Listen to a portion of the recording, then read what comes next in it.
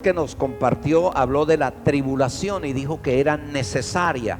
Así que me puse a pensar, Señor, si ya hablaron de la tribulación que es necesaria, necesitamos de pronto llevar un poquito de secuencia en algo. Y entonces me puse a pensar y a mirar, y hay una influencia en cada uno de nosotros que se llama temor. El temor hace parte de nuestra vida. Y el temor está colocado no para que conviva con nosotros, sino para que nos visite. El temor hace parte de nuestra naturaleza, pero no fue diseñado para que viviera con nosotros. Todos hemos sentido temor en algún momento de nuestra vida, todo ser humano, y eso hace parte de nuestra naturaleza, pero nunca fue diseñado para que haga parte de nuestra vida o que se enseñoree de nuestra vida. Cuando el temor llena nuestras vidas, nos paraliza, nos quita la alegría, nos quita el gozo, nos quita el presente, también nos quita el futuro. Por eso usted y yo no fuimos diseñados para que el temor anide en nuestro corazón, porque nuestra vida se vuelve oscura, nos detenemos. Usted y yo, cuando sentimos temor, dudamos de nuestro presente y nunca veremos un futuro bello, porque el temor nos apaga. Así que para empezar a hablar del temor necesitamos conocer la raíz de dónde viene el temor. ¿Quién le colocó ese nombre al temor? ¿Por qué le colocó temor a una sensación que sintió? Génesis capítulo 3 verso 10 nos da la primera palabra de temor. Y dice que Adán respondió: oí tu voz en el huerto y tuve miedo porque estaba desnudo y me escondí.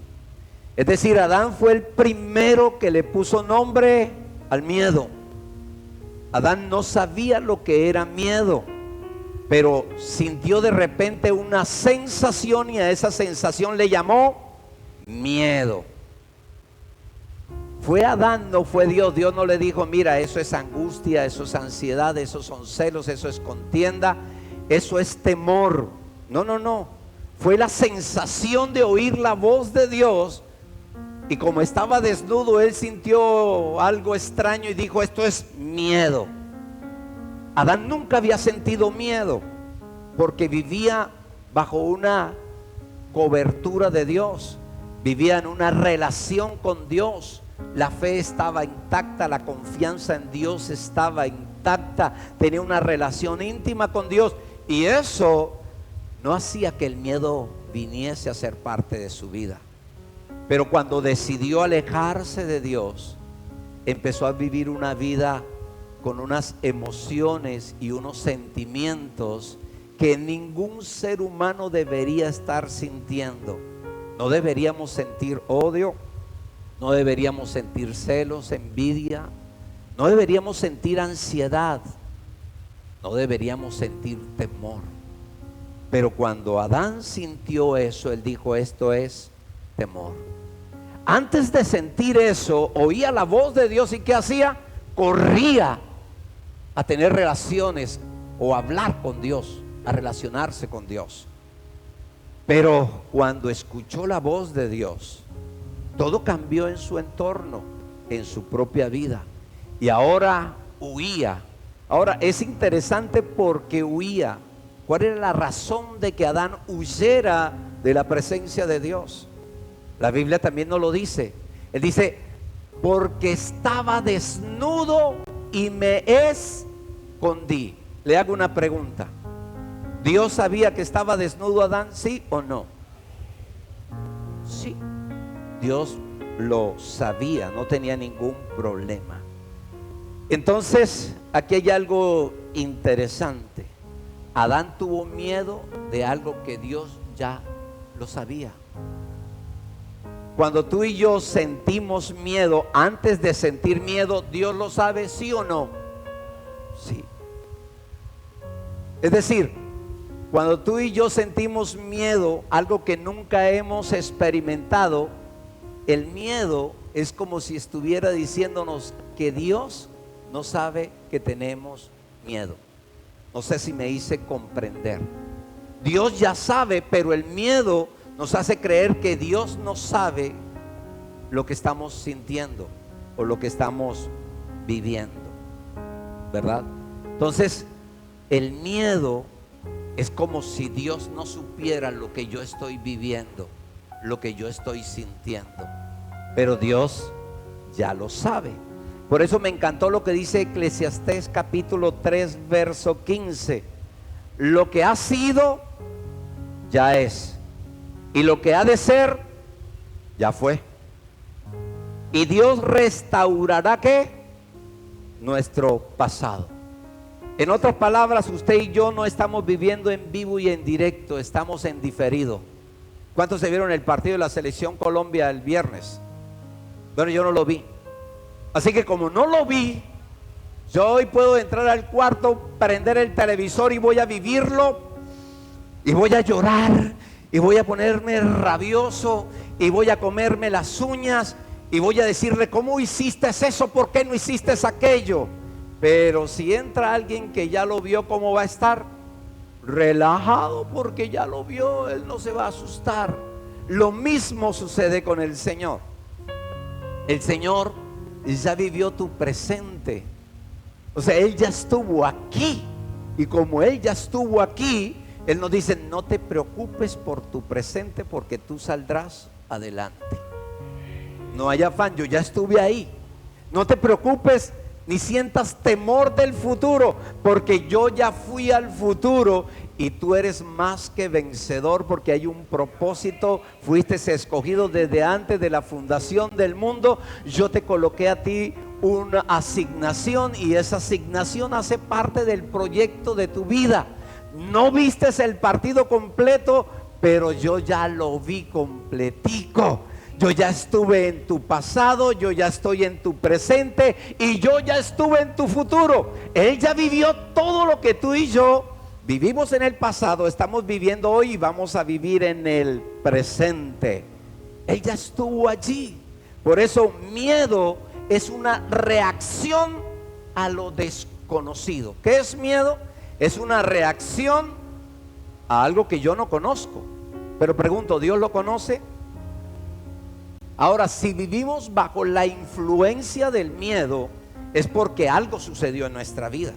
Pero tú y yo no fuimos creados con miedo. Desde que Dios nos creó en el vientre, siendo una célula, una partícula pequeñita, no nos creó con miedo.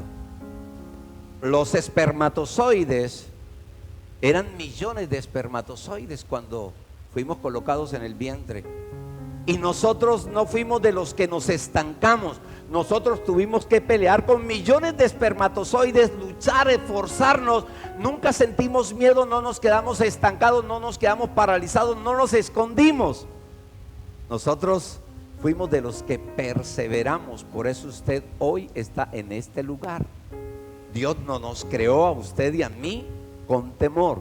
Si alguien dice que fuimos creados con temor, no es verdad. La misma ciencia lo aclara y no lo dice. Ahora, quiero ir un poquito más profundo. ¿Qué significa la palabra miedo? La palabra miedo viene del griego y es una palabra que se dice o se menciona deilia. Deilia es miedo.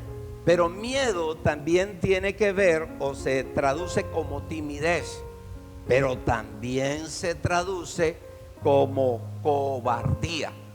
Entonces, timidez, cobardía y temor. Cuando alguien, cualquiera de nosotros, cualquier individuo tiene miedo, tiene una mezcla de temor, de timidez y de cobardía. Ojo con esto que me pareció supremamente importante. Ese temor nos lleva a tener cobardía y nos lleva a ser tímidos. Y eso hace que seamos esclavos de las circunstancias y esclavos de las excusas. Por eso hay personas que para todo tienen una excusa. ¿Conocen ustedes personas que para todo tienen una excusa? Para todo hay una excusa. Entonces uno dice, bueno, si para todo hay una excusa, hay algo que lo está dominando, ¿cierto? Ahora,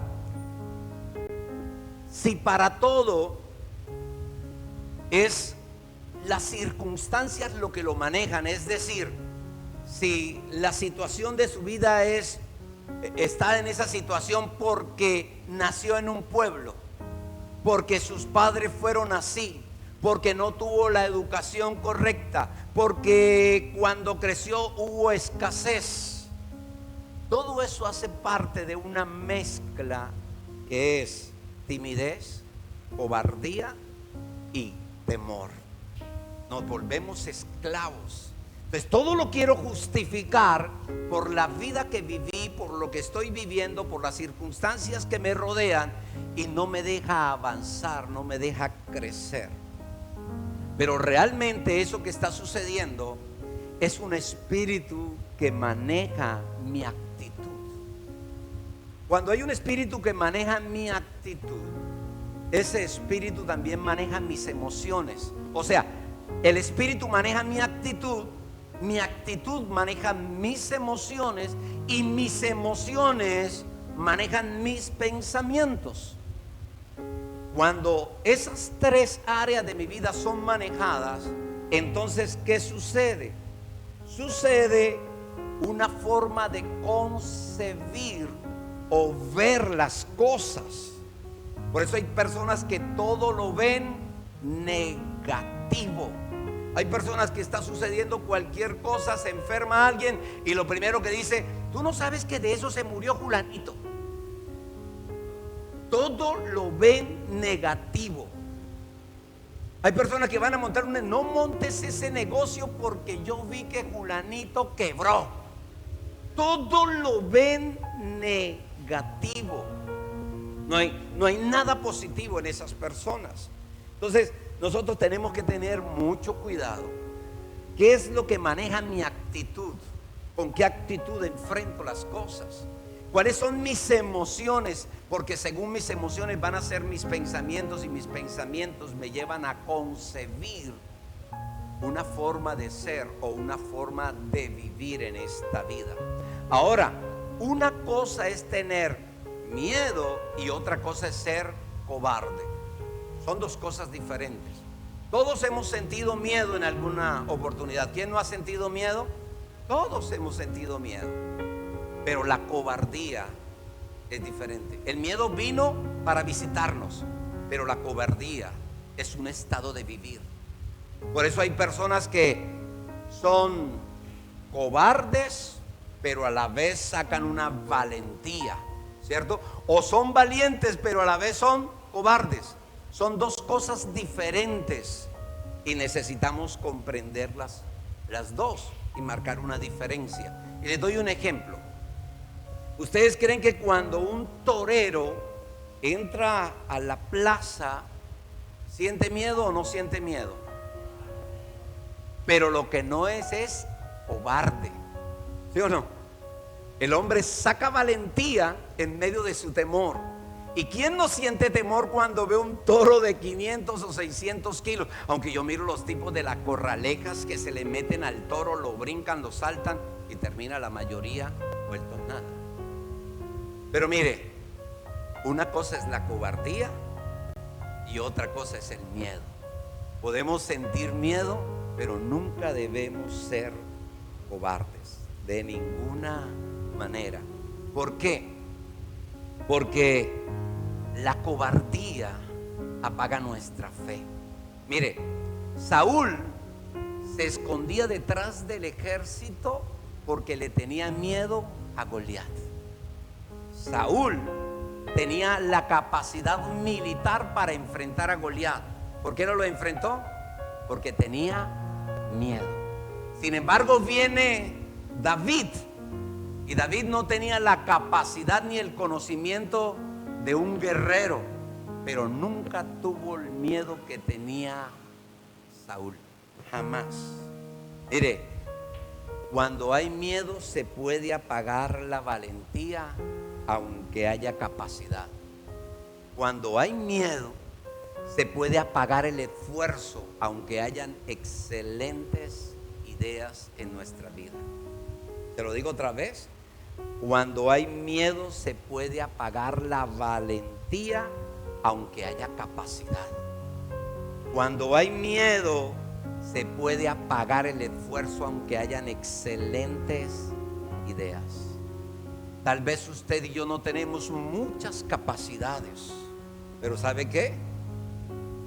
Vamos a ser de los que vamos a alcanzar cosas que muchas personas no alcanzaron teniendo muchas capacidades porque el miedo no los dejó. Cuando usted y yo nos detenemos en el miedo, nuestras buenas ideas y nuestras capacidades nunca darán fruto. Hay otra historia que está en Mateo capítulo 25 y es la historia de los talentos. La historia de los talentos dice que el Señor llamó a 3 personas, a uno le dio 5, a otro le dio 2 y a otro le dio 1. Al que le dio 5, después lo llama y le pregunta: ¿qué hiciste con los 5? Él dijo: bueno, Señor, yo tenía un miedo terrible, pero empecé a desarrollar los dones, los talentos que yo consideraba que yo tenía y lo multipliqué. Aquí está 10 talentos. Después llama al de 2 y le dice: Señor, yo sentí un miedo terrible, pero yo dije, yo tengo que hacer algo con esto. Y para no perderlo en un negocio o en otra cosa, yo me fui y lo coloqué en el banco porque consideré que estaba seguro. Y aquí tienes 4 talentos. Ahora, cuando llama al último, quiero leerlo porque quiero que entendamos esto. Mateo 25, 25, y le dice al que le entregó 1: ¿qué hiciste con el talento? Y él dice: por lo cual tuve miedo y fui y me escondí. Fui y escondí tu talento en la tierra. Aquí tienes lo que me diste. Mire, el miedo esconde nuestro talento. El miedo hace que nuestras capacidades no se desarrollen. El miedo hace que usted y yo nunca alcancemos nuestros sueños y nuestros proyectos. El miedo nos paraliza, el miedo nos detiene, el miedo no nos deja realizar lo que usted y yo siempre hemos analizado. Nadie va a poder realizar algo si permite que el miedo le gobierne, porque el miedo te paraliza, el miedo te estanca, el miedo produce que usted y yo empecemos a vivir en medio de oscuridad y de tinieblas y que no veamos absolutamente nada. Mire, cuando usted y yo empezamos a sentir miedo, nuestra fe empieza a apagarse. Y cuando la fe empieza a apagarse, entonces el miedo empieza a producir ansiedad, depresión, soledad, angustia, temor. Porque la raíz de todo lo que acabo de mencionar es el temor. El temor es lo que el enemigo usa para que no veamos todas las posibilidades que tenemos de nosotros poder salir de cualquier circunstancia. Cuando tú y yo sentimos miedo, el miedo no nos muestra sino una sola cosa, no nos da un panorama completo. Mire, el miedo nos muestra una sola verdad. Yo no sé cuántos le tienen miedo al agua, por ejemplo, a nadar, o le tienen miedo a volar, o le tienen miedo a manejar, ¿cierto? Entonces uno solamente ve una posibilidad. Si le tengo miedo a manejar, ¿qué es lo primero que le dice? No manejes, porque ¿qué? Porque te vas a estrellar. O sea, no te muestra el placer de manejar, no te muestra lo que puedes hacer con ese don o ese talento o eso que tú deseas. Él te muestra una sola posibilidad. Cuando tú quieres emprender o algo hacer, el miedo te quita todas las posibilidades y te da una sola, y la única que te da es el fracaso. Eso es lo que hace el miedo, porque el miedo es lo que Satanás usa para detenernos, pero Dios lo que usa para que tú y yo avancemos es la fe. Ahora, todo miedo tiene un porqué. ¿Sí o no? Entonces, si todo miedo tiene un porqué, tenemos que darle un porqué al miedo para que se vaya. Pregunto, ¿por qué nos da miedo volar? ¿Por qué cree usted? Porque se puede venir abajo. Entonces ya no vuelo, me da miedo, me regalan el tiquete, pero yo no vuelo, me voy por tierra. Porque le tengo miedo. Entonces hay un porqué. ¿Por qué no nada? Porque casi me ahogo el otro día. ¿Sí o no? ¿Por qué no emprende? Porque es que yo emprendí y me quebré. Entonces el porqué el miedo tiene un porqué. Necesitamos darle un porqué al miedo para que el miedo se vaya. Sin ese porqué el miedo no estaría ahí. Entonces, ¿qué tenemos que hacer? Darle un porqué al miedo. Mire, tenemos que tomar una decisión. O nos quedamos con lo que tenemos y nos olvidamos de lo que queremos, o no avanzamos. Porque esas dos no son compatibles. ¿Qué no es compatible? ¿El querer y el miedo es compatible? No. Pero el querer y el hacer o poder es compatible. Yo quiero, pero tengo miedo. No es compatible. Pero yo quiero y yo creo, es compatible. ¿Sí o no? O sea, necesitamos ser coherentes con lo que queremos. Si yo quiero, pero tengo miedo, no voy a realizar ningún sueño, ningún anhelo, de ninguna manera. Cada vez que tenemos una meta, un plan, un proyecto, siempre es inmenso. Cuando yo no tenía nada, ni un pedacito de tierra, y me ofrecieron la primer pedacito de tierra, que es donde vivimos, me pidieron 1.800.000 por esa tierra. Estoy hablando de 29 años atrás. Hoy no es nada, pero en aquel entonces era un poco de plata. Yo no tenía, para mí era un dineral. Tuve miedo, pero me endeudé, pagué. Entonces, el miedo no hace parte de nuestra naturaleza. Necesitamos sacarla, porque si yo creo, yo puedo. Pero si yo quiero y tengo miedo, jamás voy a realizar las cosas. Entonces, por eso dice la Biblia que para el que cree, todo le es posible. Entonces, si tú crees que puedes manejar, debes empezar a hacer algo para ir rompiendo el miedo. Si tú crees que quieres nadar, ¿qué debes hacer? Empieza a meterte de a poquito al agua, al mar, a la piscina. Si tú crees que le tienes miedo a la altura, bueno, entonces súbete al primer piso y empieza a vencer el temor del primer piso. Pero necesitamos darle un porqué al miedo para que el miedo se vaya. ¿Por qué? Porque si no nos vamos a envejecer y nunca vamos a ver lo que queremos. ¿Sabe por qué? Porque lo que se vino a vivir en nuestra vida fue el temor.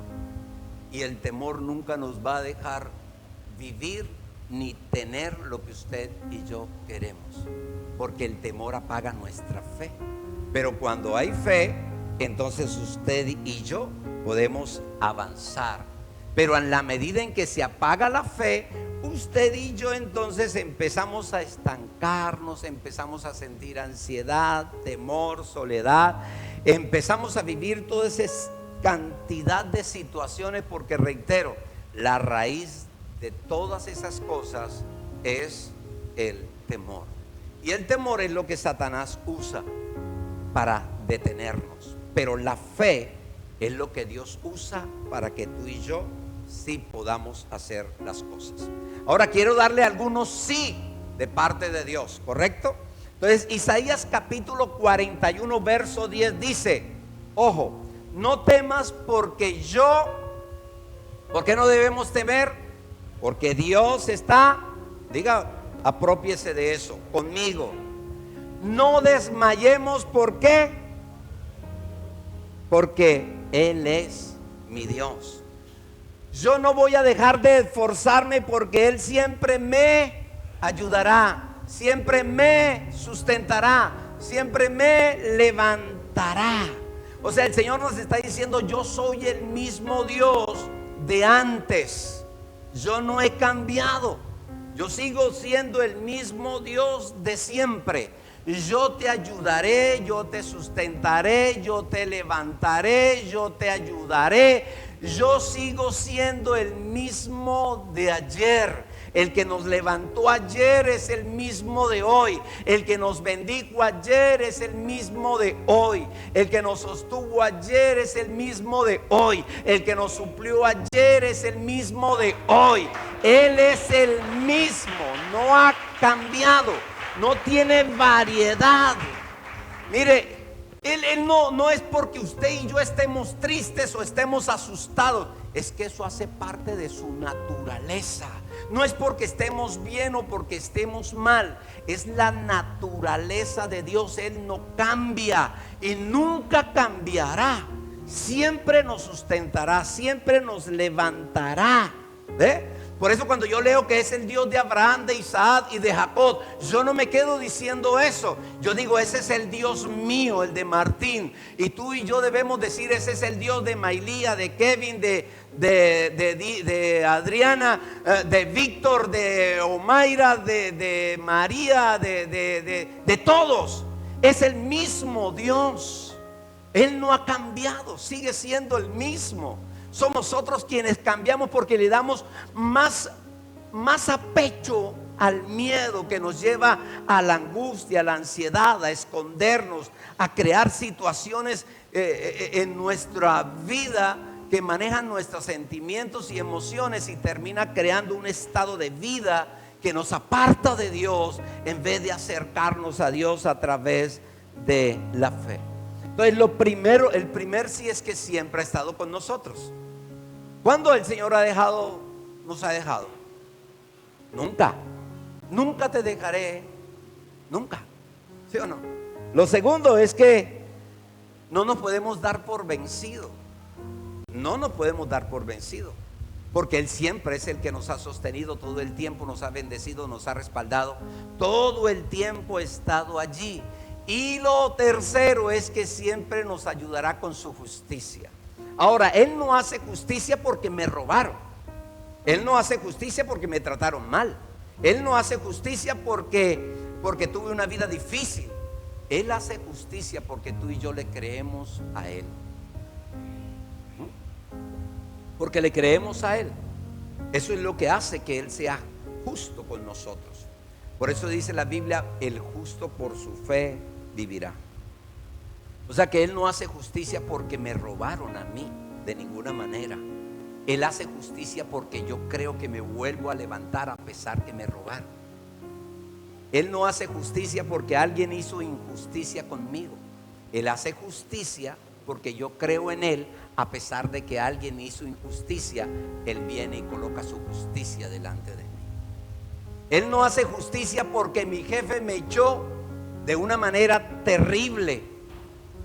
Él hace justicia porque yo creo que a pesar de que me echaron del trabajo de una forma que no es la correcta, Él me llevará y me dará un mejor empleo, porque Él es justo. Él hace justicia en medio de nosotros. Eso significa que no importan las injusticias que hagan con usted y conmigo. Lo importante es que la justicia de Dios esté con cada uno de nosotros. Eso es lo que realmente me debe importar, que su justicia esté conmigo. Porque si su justicia está conmigo, yo sé que Él me levantará del polvo, dijo Job. Yo sé que Él me levantará del polvo. Porque si caímos, nos levantará. Si nos la embarramos, si no avanzamos de manera correcta, nos pega un empujoncito para que podamos tomar aire y continuar, ¿cierto? Porque Dios sigue así, no ha cambiado. Y fíjate, hay una historia de 3 mujeres, y es Ruth, Orfa y Noemí. Noemí, viuda, con 2 nueras, Se muere su esposo primero, después sus dos hijos. Una tragedia familiar increíble. Y ella llama a sus dos nueras y le dice: mire, necesito que se vayan porque yo no tengo nada con nada. Así que de aquí en adelante tampoco me llamen Noemí, llámeme Mara. ¿Qué significa Mara? Amargura. Tenemos que tener mucho cuidado con la amargura, porque la amargura realmente es el miedo, y el miedo es la raíz de la amargura. ¿Sabe por qué Ana subía al templo año tras año a pedir por su hijo y Dios no le daba hijos? Porque vivía ¿cómo? Amargada. Ahora, una persona amargada de verdad, que no solamente se amarga a ella, sino amarga a todo el que está allí. Por eso, aunque las cosas no estén saliendo como usted y yo queremos, y pregunto, ¿cuándo salen las cosas como usted y yo queremos? ¿Cuándo? No salen las cosas como usted y yo queremos, pero necesitamos mantener una sonrisa, necesitamos mantenernos dentro de lo que es. Necesitamos demostrar que yo tengo un Dios que siempre ha estado conmigo, que siempre me levantará, que siempre me sustentará, que siempre me da la oportunidad de volver a empezar. Por eso dice que el corazón alegre hermosea ¿qué? Nuestro rostro. Ahora, el corazón tiene que ver con la fe, no con las circunstancias. Mire, nosotros no vivimos según lo que vemos. Nosotros vivimos por fe. La fe Dios me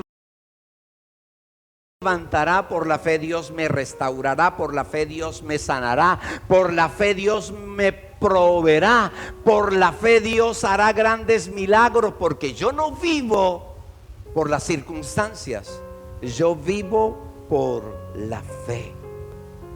Y eso es importante que lo entendamos. ¿Listo? Ahora, Noemí vivía amargada, o quedó amargada. ¿Y quién no está un poco triste y nostálgico con tanta tragedia? Amargada. Y llama a su nuera Orfa y le dice: Orfa, no tengo nada que hacer contigo, no tengo nada que darte. Ahora, Orfa era discípulo o creyente. Orfa era una creyente. Por eso cuando el Señor Jesús venga, va a venir por creyentes o por discípulos. Porque cuando vienen las situaciones difíciles, el creyente, ¿qué hace? Se esconde, le da miedo, se aparta, se angustia, se desespera, no ve solución. No ve sino una sola opción: dejarlo todo tirado. Noemí vivió algunos años con ellos, pero nunca conoció al Dios del judío. Jamás lo conoció. Por eso dice que la fe tiene que ser probada como el oro. ¿Quién sabe cómo prueban el oro? El oro es probado con el fuego. Ahora, ella se fue no solamente para su pueblo, se fue también a seguir a sus dioses. Pero después llama a Ruth y le dice: Ruth, necesito que te vayas, vete de acá, porque no tengo nada que darte. Y Ruth le dice algo maravilloso. Le dice: Noemí, yo quiero hacer un pacto contigo. Si algo he aprendido en este tiempo que hemos vivido en tu casa, con tus hijos, con tu esposo y contigo, es que tenemos un Dios de pacto, un Dios de ayer, de hoy y del futuro. Por eso, tu Dios será mi Dios, tu pueblo será mi pueblo. Donde tú vivas, yo viviré, y donde tú mueras, yo moriré. Ese debe ser nuestro Dios. Ese debe ser nuestro compromiso personal. Tu Dios es mi Dios, Tu pueblo es mi pueblo. Donde tú murieres, yo moriré. Y donde tú vivieres, yo viviré. Vio una posibilidad: irse. Noemí vio todas las posibilidades, las analizó y siguió confiando en el Dios que Noemí le había enseñado. Y ese Dios le abrió camino. Ese Dios colocó gracia para con la gente donde llegó. Ese Dios le suplió sus necesidades. Ese Dios le dio un esposo. Ese Dios le volvió a dar un hijo. Ese Dios volvió a consolar el corazón de su suegra porque volvió a tener familia.